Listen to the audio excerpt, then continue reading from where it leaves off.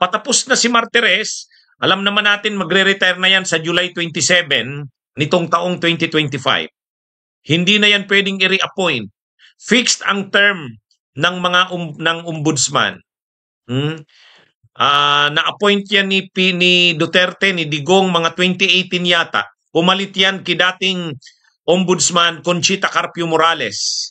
Si Conchita Carpio Morales ay appointee ni Pinoy. Si Morales, nagtapos siya noong 2018. Pagkatapos ni Morales, pumalit itong si Martires. So, 7 years si Martires mula 2018 to 2025.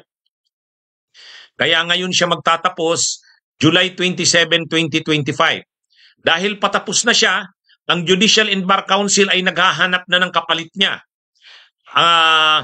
Isa sa mga matunog na sinasabing posibleng pumalit kay Martires, openly sinabi niya na mag-a-apply siya, magsasubmit siya ng application sa Judicial and Bar Council ay si Secretary of Justice Boying Rimulya. Ang deadline ng pag-submit ng mga application sa mga interesadong maging ombudsman ay sa July 4. July 4. Ang mga nominees kasi sa pagiging ombudsman ay pinipili ng tinatawag nating Judicial and Bar Council. Itong Judicial and Bar Council ay magpipili ng 3. Ang tawag yan sa 3, yan yung shortlist.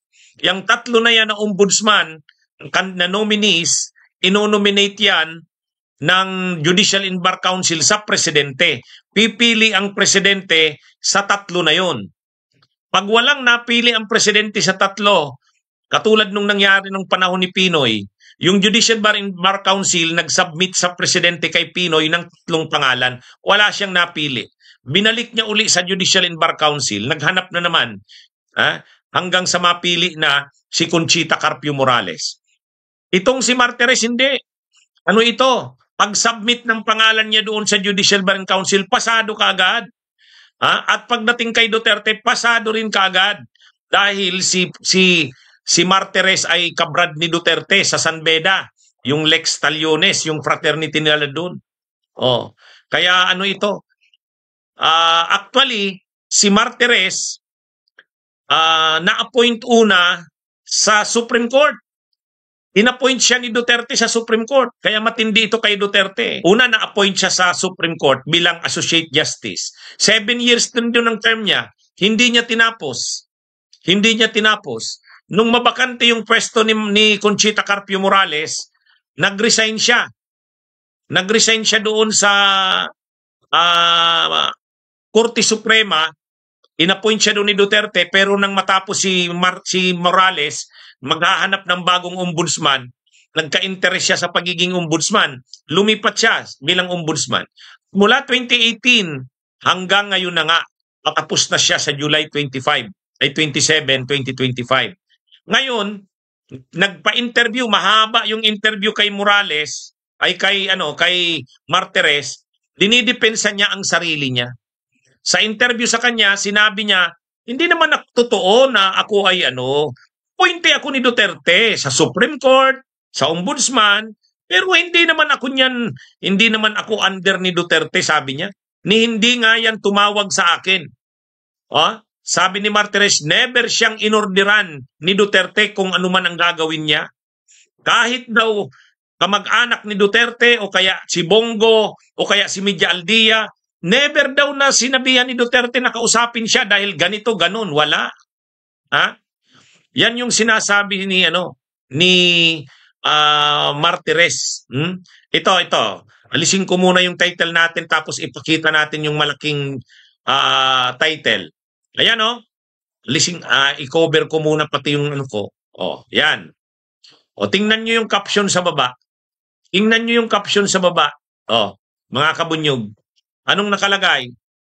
Soundbites. Ombudsman addresses concerns on actions versus BP Duterte over alleged funds misuse. Sa baba, Ombudsman Martires says Duterte's never gave him orders. Yan yung interview sa kanya ng ANC. Ang sinasabi ni Martires, sa loob daw ng matagal na panahon ni Digong bilang presidente, Never. Oh, as in never. Wala daw talagang order sa kanyang binigay na kasuhan mo si ganito, nakalaban ng Duterte, o kaya wag mong kasuhan si ganito dahil kakampiyan ng Duterte. Wala daw. Sabi ni Martires. Oh, kaya wag daw siyang pag-isipan na protektahan niya ang mga Duterte. Wala daw yan. Ha? O anong masasabi niyo dyan? Naniniwala ba kayo? Kasi patapos na siya ng kanyang termino eh. Paalis na. So nagpa-interview siya, medyo mahaba ang interview, dinidepensa niya ang sarili niya. Sabi niya, pinag-iisipan lang daw siya ng kung ano-ano, pero hindi daw niya pinagtanggol si Duterte. Wala daw siyang ganun. Saka hindi naman daw siya natawagan ni Duterte. Kahit si Bongon, hindi raw pumunta sa kanya. Kahit daw si Media Aldia na executive secretary ni Duterte. Wala daw yan. Yun nga daw ang dahilan. Bakit? Yun nga daw ang bilib siya kay Duterte, kay Digong eh. Bakit bilib daw siya kay Digong? Kasi nirespeto daw ang opisina ng ombudsman. Hindi daw siya pinakialaman. Anong masasabi nyo? O kaya lang, kahit anong kapapaliwanag mo Martires, ang reaksyon ng mga viewers ko. O sabi ni Cecil Yander, nagpapalusot yan dahil takot din na makulong. O yan. Sabi ni Orlando Galapin, sinungaling yung gurang na yan. Huwag paniwalaan yung gurang na yan. Sabi ni Cecil Yander. Sinungaling yan. Ang lahat ng sabi dito, Martires, sinungaling siya, attorney, paki-shout out. Sabi yan ni Joel Labarda sa Guam, USA. Ayan mga kabunyog.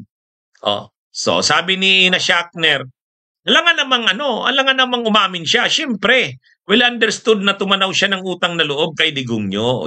Paano yan? Martires, wala man lang ditong nagtatanggol sa'yo na naniniwala sa'yo, Kasi ang title ng topic ko, naniniwala ba kayo kay Martires? Never daw siyang inorderan ni Duterte. Paano yan? Wala man lang naniniwala sa'yo, Martires. Sabi ni Sakura, obvious naman po, attorney. Ito kasi ang comment sa'yo, Martires, ni Percival Lazara. Sa dami ng kasalanan ni Duterte at ng kanyang mga anak, totoo nga talaga na hindi siya gumalaw, naging pipi at bingi bulag siya. Yun ang problema, Yun ang problema, Martires. Ang daming mga anomalyang kinasasangkutan si Duterte, sila Bongo, mga anak ni Duterte, mga kasabwat ni Duterte. Pero hindi mo naman, wala man lang nakasuhan sa o nakulong. Kung mayroon ka mang kinasuhan, pakitang tao lang. Tsaka ang problema sa iyo, Martires, ang trabaho ng ombudsman, habulin ang mga korap. Ang trabaho ng ombudsman, alam mo naman yan kasi naging associate justice ka na, naging sandigan bayan ka pa. Ano bang trabaho ng ombudsman? Yan ang naghahabol sa mga korap. Yan ang naghahabol sa mga tiwali. Kaya talagang naman talaga siya? Bias siya. Anong pagiging bias ng ombudsman? Talagang kontra siya sa korupsyon. Kaya pagdating talaga sa katiwalian, hindi niya yan palalampasin. Kaya lang, anong ginawa mo, Martires? Pag-upo mo, yung SALN, yung Statement of Assets, Liabilities, and Net Worth, ang sabi mo, may memorandum kang nilabas. Ang sino mang humihingi ng SALN ng isang opisyal, halimbawa, midyaman, gusto niyang alamin ang SALN ni Duterte, o kaya ni Sara Duterte, o kaya ni Pulong Duterte, sa freedom of information, dapat sana may karapatan ang mamamayan. Sino man yan, media man yan, o kung sino man na interesado. Pwede niya dapat ma-access ang SALN ng sino mang opisyal ng gobyerno. Anong ginawa mo, Martires? Naglabas ka ng memo na hindi pwedeng ibigay ang SALN ng isang opisyal ng pamahalaan kapag nire-request ng isang entity o ng isang tao kapag hindi nag-approve ang nasabing opisyal ng pamahalaan. Imaginin mo yan. Di ba mga kabunyog, mga kababayan? Imaginin nyo, ang unang nilabas niyang memo ay sinabi niya na kapag magre-request ka ng SALN ng isang opisyal, dapat yung opisyal na yan ay pumayag, may pagsang-ayon, may consent. Papayag ba ang isang opisyal na hingin mo ang SALN niya, ang kopya ng SALN niya? Alam ng opisyal na yan na pwedeng kakasuhan siya o kaya gagamitin yan laban sa kanya? O natural, ang SALN, kapag sinabi mo yung requirement na yan na kailangan ang consent ng isang official, ay wala na yan. Kaya ang nangyari dito kay Martires, sa simula't simula pa lang, nawala ang tiwala ng tao sa ombudsman. Nung panahon ni Conchita Carpio Morales, yun. Talagang yun. Una, kinasuhan ni Morales si Gloria Arroyo. Sa panahon din ni Conchita Carpio Morales, nakasuhan si Bong Revilla, si Jingo Estrada, si Enrile. Yun. Ang daming nakasuhan sa ilalim ni Conchita Carpio Morales. Mga mabibigat na tao. Big time. Ikaw, Martires, sinong nakasuhan mo na big time? Prinutiktahan mo ang mga Duterte. Ngayon ang sinasabi niya, wala naman daw kahit anong order si Duterte sa kanya. Never daw siyang tinawagan ni Duterte. Okay, hindi ka tinawagan ni Duterte kasi alam mo na kung anong dapat mong gawin. Alam mo na ikaw ay nilagay dyan, nangako ka nang nilagay ka dyan, kahit naman hindi ka natawagan, alam mo nang gagawin mo at yun naman talaga ang ginawa mo. Kahit hindi ka naman tinawagan, inorderan, ginawa mo na kung anong pinapagawa niya sa'yo. Alam mo naman yun eh. Kaya Martires, sabihin na nating hindi ka tinawagan ni Duterte. Sabihin na nating hindi pinapunta sa'yo si Bongo. Sabihin na nating hindi ka tinawagan ni Media Aldia. Bakit hindi ka tinawagan ni Bongo? O pinunta ni Bongo? Bakit hindi ka tinawagan ni Digong? Bakit hindi ka tinawagan ni Martires? Ay ni Media Aldia, Executive Secretary? Ay kasi alam mo na. Kasi alam mo na kung ano ang gusto nilang mangyari. Di ba? Bakit kailangan ka pang tawagan?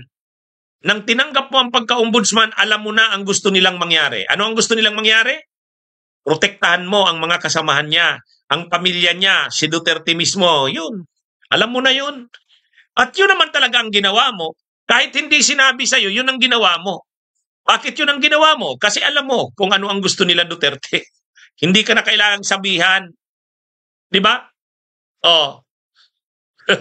Di ba? Ay, mga kabunyog, mga kababayan. Wala yan. Kaya yung sinasabi na yan ni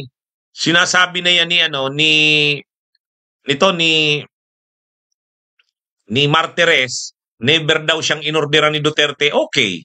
Kasi pinagmamalaki niya, never sa akin na tumawag si Digong. Never sa akin pumunta si Bongo sa utos ni Digong. Never sa akin na tumawag si Executive Secretary Lucas Bersamin. Yun ang mga pinagmamalaki ni Martires. Okay. Hindi nga tumawag sa'yo si Duterte. Hindi pumunta sa'yo si Bongo sa utos ni Duterte. Hindi ka tinawagan ni Executive Secretary Lucas. Bakit hindi? Ay kasi ginagawa mo na yung gusto nila eh. Wala ka namang ginagawa na kontra sa kanila. So hindi ka kailangang tawagan. Alam mo na ang gagawin mo eh. Di ba? Kailangan ka pa bang tawagan? Namumonitor nila Duterte ang mga ginagawa mo. Nung paglabas mo pa lang ng memo, anong unang memong nilabas mo pagkaupo mo? Ang SALN ay hindi pwedeng i-access ni numan nang walang pagsang-ayon or consent ng official na nire-request ang SALN. Anong klaseng memorandum yan? Doon pa lang pinoprotektahan mo na ang mga corrupt eh. Di ba? Yan sa totoo lang. O kaya, nang malaman ni Duterte yung ginawa mo, natuwa na si Duterte. Yan. Magaling talaga ang tao ko. Magaling talaga ang linagay kong ombudsman. So, kailangan ka pa bang tawagan? Kailangan ka pa bang papuntahan kay Bongo? Kailangan ka pa bang tawagan ni Lucas? Hindi na. Kasi ginagawa mo na kung ano yung dapat mong gawin. Natutuwa si Duterte. Minomonitor ka ni Duterte. Minomonitor ka. At nakikita niya, magaling talaga.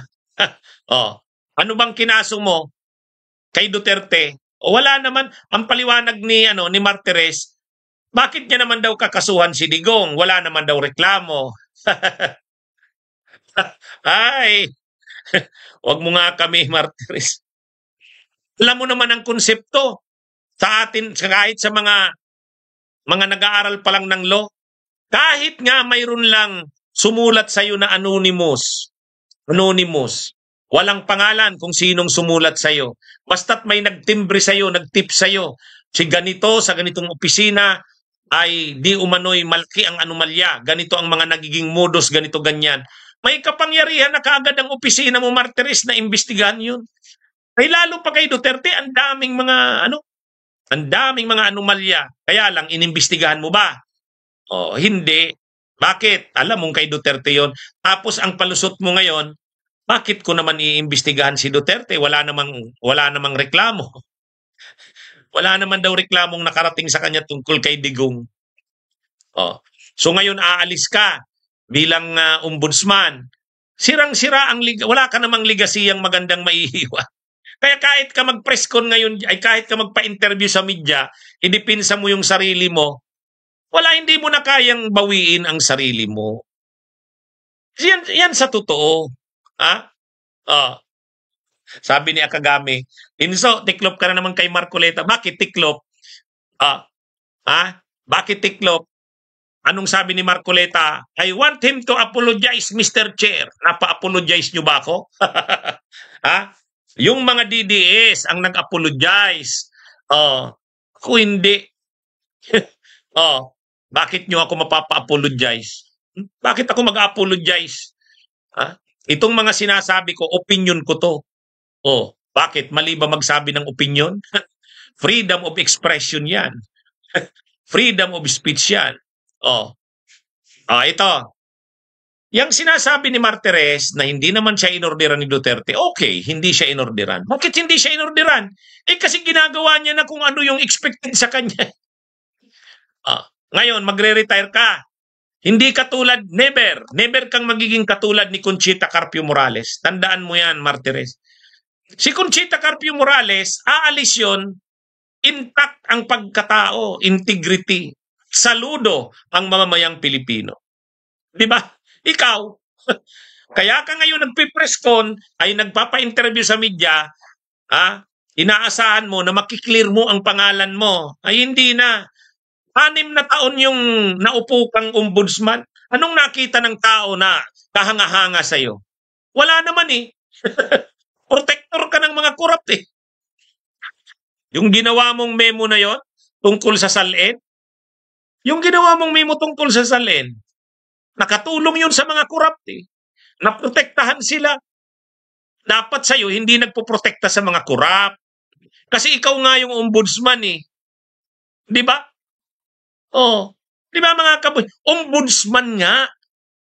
Actually, pag sinabi mong ombudsman, napakamakapangyarihan ng ombudsman. Ngayon, gusto niyang gayahin si Conchita Carpio Morales na aalis na kagalang-galang. Hindi mo yun makukuha. Binigyan ka na ng 7 taon para ipakita mo ang worth mo. Anong ginawa mo? Wala. Hindi kumbinsido sa'yo ang taong bayan. Kaya aalis ka na wala kang magandang ligasiya. Ngayon, magdidepensa ka. Sasabihin mo na, wala naman akong ginawa na kay Duterte. Kasi wala namang kaso eh. Sabi niya, hindi naman ako inorderan ni Duterte. Napanood ko yung mga sinabi niya eh. Ngayon, umalis ka na lang. Huwag ka nang magpa-interview. Hindi mo marirecover ang hindi magandang tingin sa'yo ng taong bayan dahil lang sa interview mo na yan. Diba? Wala eh. Sayang. Actually, nasayang sa inyo alam nyo, ang mga nangyayari dito na mga nakakalungkot mga kabunyog yung ombudsman na inaasahan, nakalagay sa konstitusyon, na yan ang pinaka-opisina, yan ang ombudsman, ang tao, ang opisyal. Sa kanya pinagkatiwala ang kapangyarihan na habulin, kasuhan ang mga dapat kasuhan ng mga korap.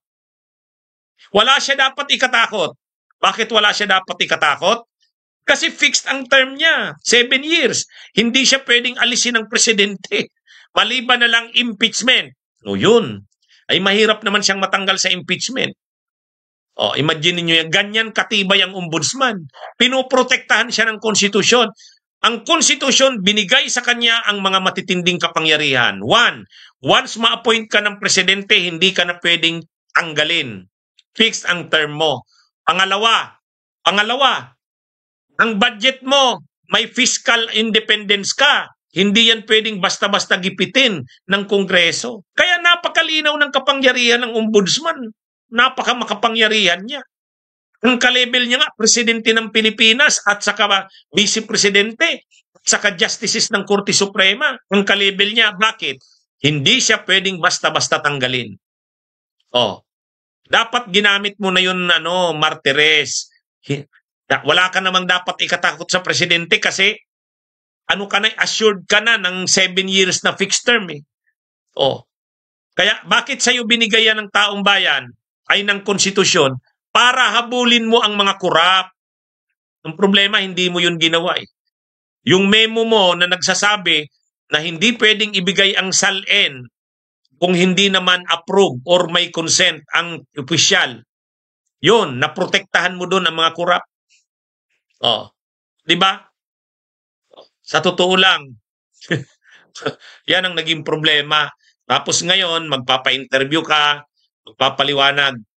Sabi niya, sa totoo, wala naman akong Inappoint lang ako ni Digong sa Korte Suprema, inappoint din niya ako sa ombudsman, pero walang order sa akin si Digong. Never daw. Kahit daw si Sara Duterte. Oo nga, sabihin nating wala sa yung in-order.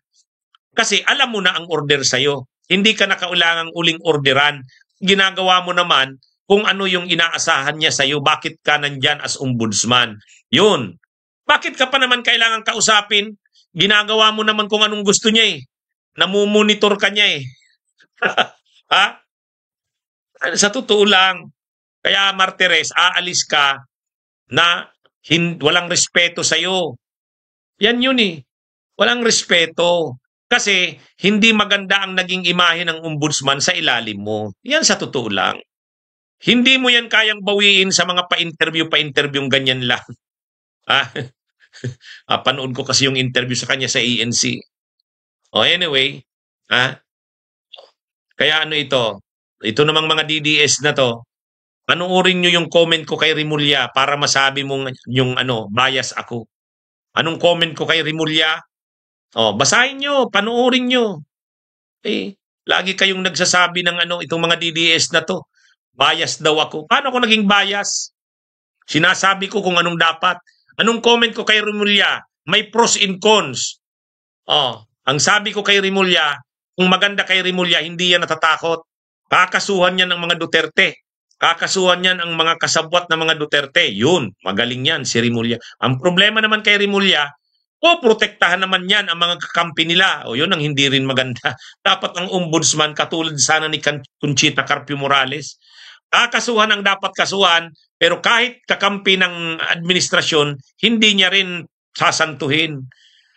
Anyway, ang maganda naman kay Rimulya, kakasuhan ng mga Duterte. Kaya ngayon pa lang, nanginginig na yung mga Duterte. Yung mga kaso kay Bongo na hindi inaksyonan nito ni Martires, yung mga plunder na reklamo kay Bongo, ayan, aaksyonan ni Rimulya yan. Kahit si Sara Duterte, kahit ma-impeach si Sara Duterte, yung mga kasong plunder kay Sara Duterte, isusulong yan ng ombudsman pag si Rimulya ang ombudsman. Kasi iba naman yung impeachment eh. Ang impeachment ay removal from office. Ma-acquit si Sara o hindi, ma-acquit o ma-convict sa impeachment or ma-dismiss ang impeachment, tuloy ang kaso niya sa ombudsman. Plunder yan. Sigurado yan. Pag si Rimulya ang ombudsman. Okay? Kahit ito si Martires, pwede itong imbestigahan ni Rimulya. Yan, tama itong si Edgar Cordoba. Bias talaga yan si Atty. Enzo. Bias sa kung ano ang matuwid. Di ba? Napanood nyo naman yung live ko tungkol kay Rimulya. Anong sabi ko? Pabor at kontra. Ano ang pabor kay Rimulya? Anong maganda sa kanya? Ano naman ang hindi? Yun. Ako kasi ganun ako mag-discuss. Kaya lang, ano naman dito ang makikita kong maganda kay Martires? Yung 7 years niya, pag-protect ka Duterte yun. Oh. Okay? Mga kabunyog, mga kababayan, magandang araw sa inyong lahat. Siya nga pala, salamat kay Kabunyog Pulo Carpio sa pag-send ng donation. Salamat. Salamat. Sa mga hindi ko nag-greet pasensya na sa inyo. Pasensya na. Okay? Magandang araw sa inyong lahat. Mabuhay po tayo. Bunyog, bunyog, halikan na kasama ka. Bunyog, kapag buklod ay may pag-asa. Luzon, Visayas, Mindanao, isa ang pananaw. Sa bagong Pilipinas ang bunyog isisigaw.